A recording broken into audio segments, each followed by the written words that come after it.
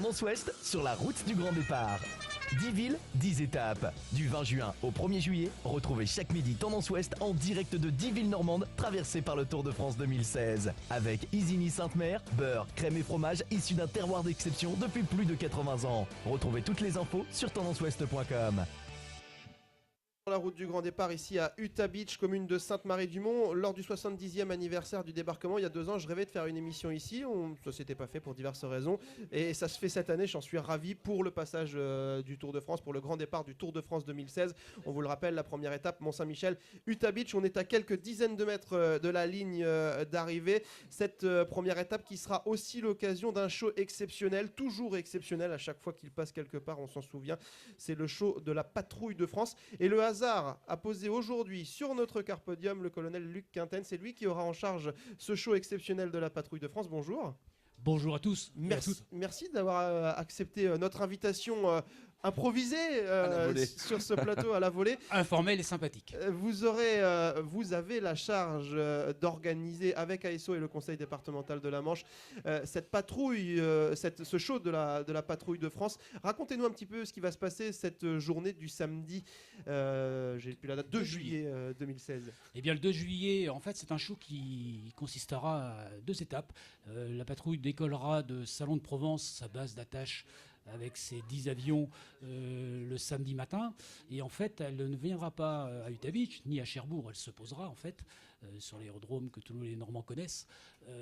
La patrouille décollera de Salon, donc, et fera un passage lorsque les coureurs seront au pied du Mont-Saint-Michel, après la remise de leur dossard, prêts à démarrer ce Tour de France, à partir sur leur vélo. Donc la PAF fera un défilé, comme vous avez l'habitude de le voir, soit dans des meetings aériens, et surtout le 14 juillet sur les champs.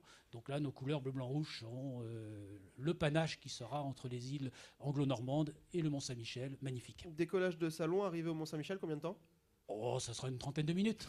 Voilà, c'est juste ça pour traverser la France. Et ensuite, le soir, donc ici à Utah Beach, et c'est pour ça que vous êtes là, pour organiser ce show aérien. Ici à Utah Beach, la Patrouille de France fera un show d'une vingtaine de minutes, c'est ça ? Voilà, pendant que les coureurs pédaleront lors de cette première étape, la patrouille se posera à Cherbourg, ils se reposeront un petit peu, ils feront un briefing. Les mécaniciens de l'armée de l'air, indispensables, vous le savez bien, remettront les avions en œuvre. Et puis la patrouille décollera pour son show de la saison 2016, un show officiel qu'il présente depuis le mois de mai sur pas mal d'endroits, soit des aéroports, soit des bases aériennes, ou sur des sites qu'on appelle balnéaires, comme ici à Utah. Le show de la Patrouille de France durera une vingtaine de minutes. En fait, un magnifique show, alors qui est, vous le verrez, c'est un classique, un show qui se décompose en 2 parties. La première partie, 10 minutes, qu'on appelle le ruban. Pourquoi ? Parce que en fait, la patrouille, les 8 avions évolueront derrière le leader, mais en restant en formation serrée. Donc ils dessinent toujours pareil avec des panaches blancs ou bleu, blanc, rouge, comme un ruban en fait dans le ciel. Les avions restent en formation. En plusieurs formations en fait, formation Canard, formation Concorde, enfin il y a plusieurs formations, mais l'ensemble reste cohérent. Ensuite, à partir de ce qu'on appelle l'éclatement intermédiaire, eh bien, ça partira dans tous les sens, bien sûr, et vous verrez des croisements, des solos, des blocs de 4 avions. Donc, c'est la deuxième partie du show qu'on appelle la synchronisation, qui se termine lorsque tout le monde se rassemble pour une dernière fois, eh bien, par l'éclatement final, magnifique, là encore, face au public, sur la mer. Et comme il fera beau ce jour-là, ça sera splendide. Un feu d'artifice en mode avion, quoi, Sylvain. Comment on en vient, colonel, à marier le Tour de France et la Patrouille de France ?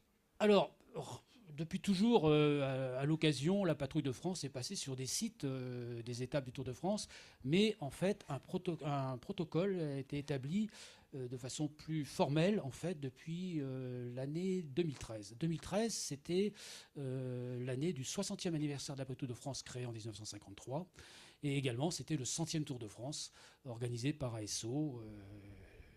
Voilà.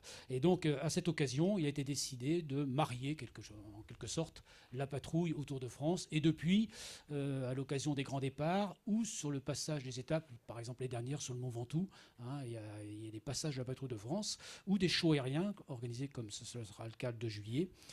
Et en général, régulièrement depuis 2013 également, c'était une grande première en 2013, eh bien, la patrouille de France survole les coureurs lors de leur premier passage sur les champs Et là, ce sera le dimanche 24 juillet. Et ce jour-là, vous avez l'Arc de Triomphe pour vous tout seul, vous nous disiez. L'Armée de l'air a cette chance d'avoir une privatisation d'Arc de Triomphe parce que bien sûr, il faut organiser cet événement et avec des équipes de mécaniciens, techniciens, radio, eh bien, on est obligé de monter un système qui permette que tout ça soit coordonné. Merci colonel d'être venu nous voir et bon courage, rendez-vous le 2 juillet donc. C'est un plaisir et puis rendez-vous au Mont ou à Utah pour admirer bien sûr les coureurs, être parmi les Normands et surtout voir nos magnifiques avions bleu, blanc, rouge qui sont les vôtres.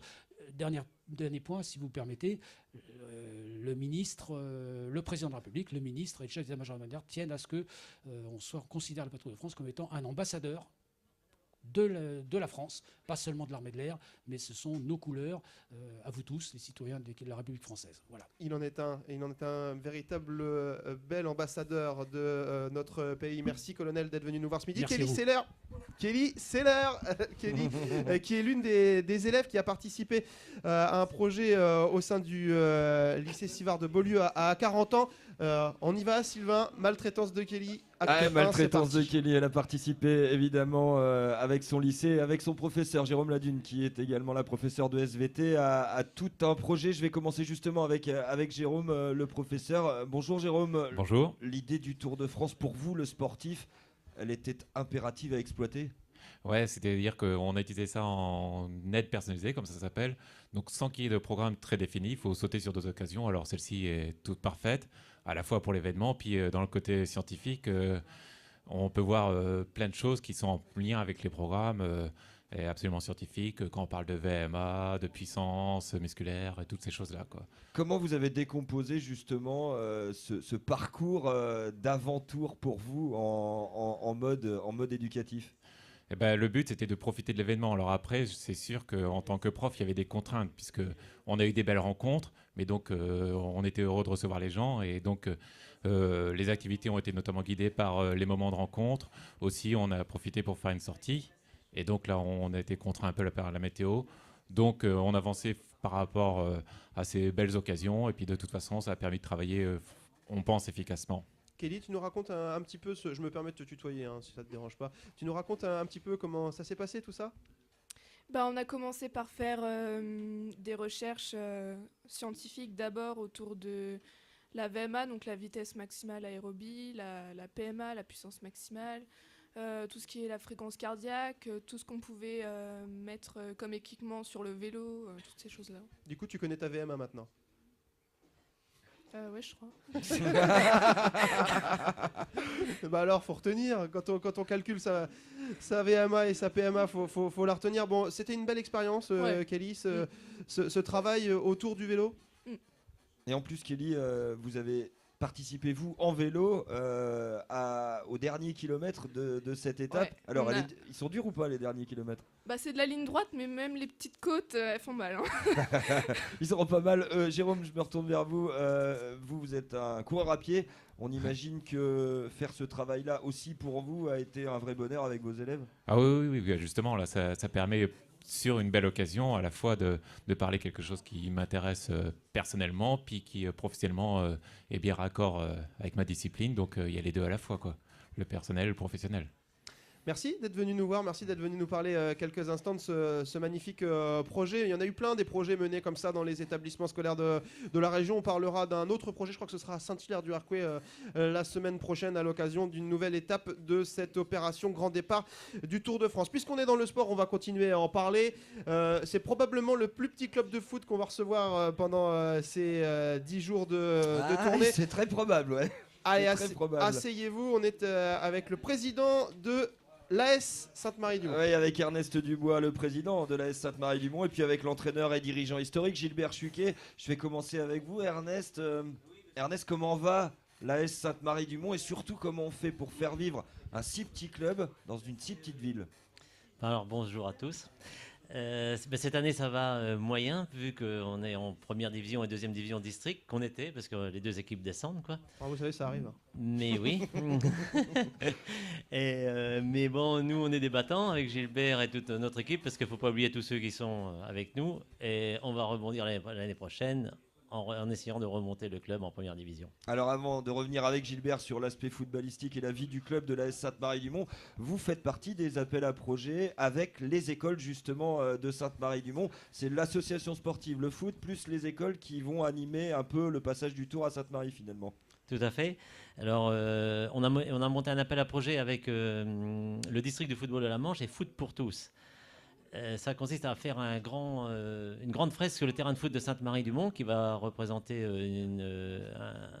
un grand carré de 70 mètres par 35 mètres avec vous verrez à la télé en direct parce qu'on ne va pas rien dévoiler.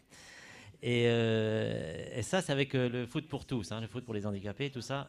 Et nous, avec la SAEL de Sainte-Marie-du-Mont et les amis de l'église, le vendredi soir, on a fait un autre appel à projet pour faire un apéro-concert pour animer le bourg, comme à la demande de M. Millet.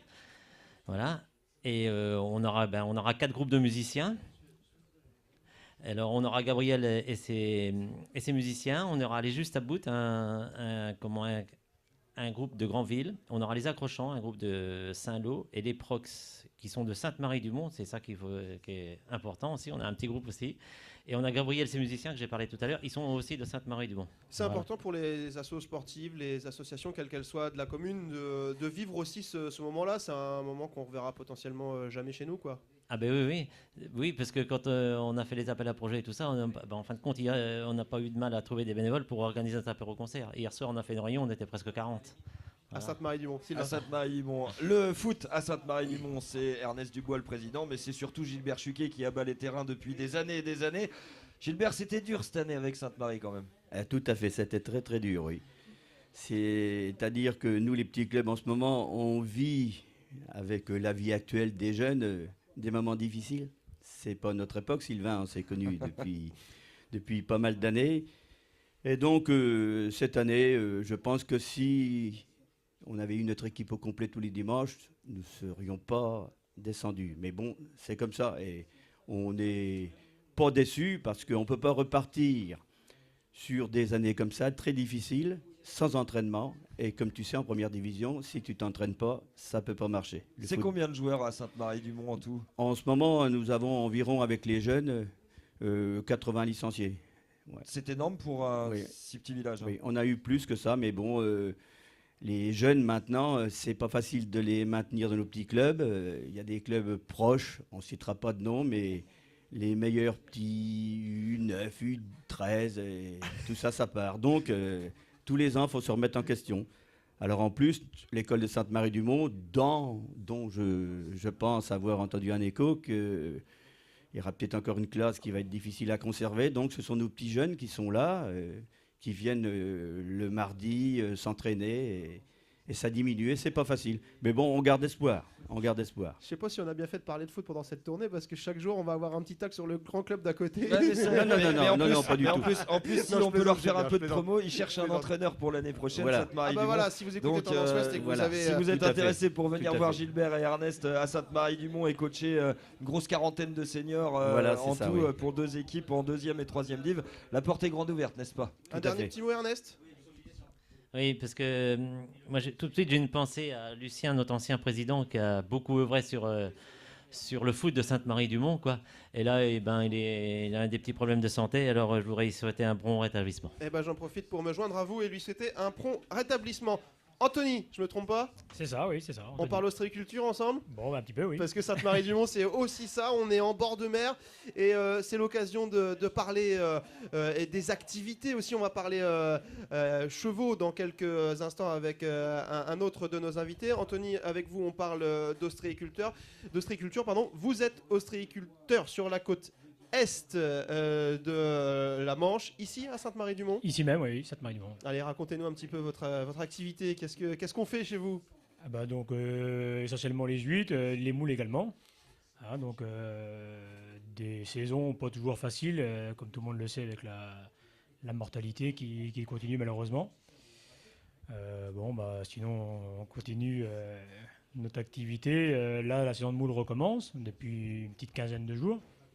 Donc là, c'est reparti pour les moules, qui vont pas trop mal sur Utah quand même, malgré des collègues plus sur la Loire qui ont des difficultés également. C'est la classe quand même d'être ostréiculteur à Utah Beach, quoi.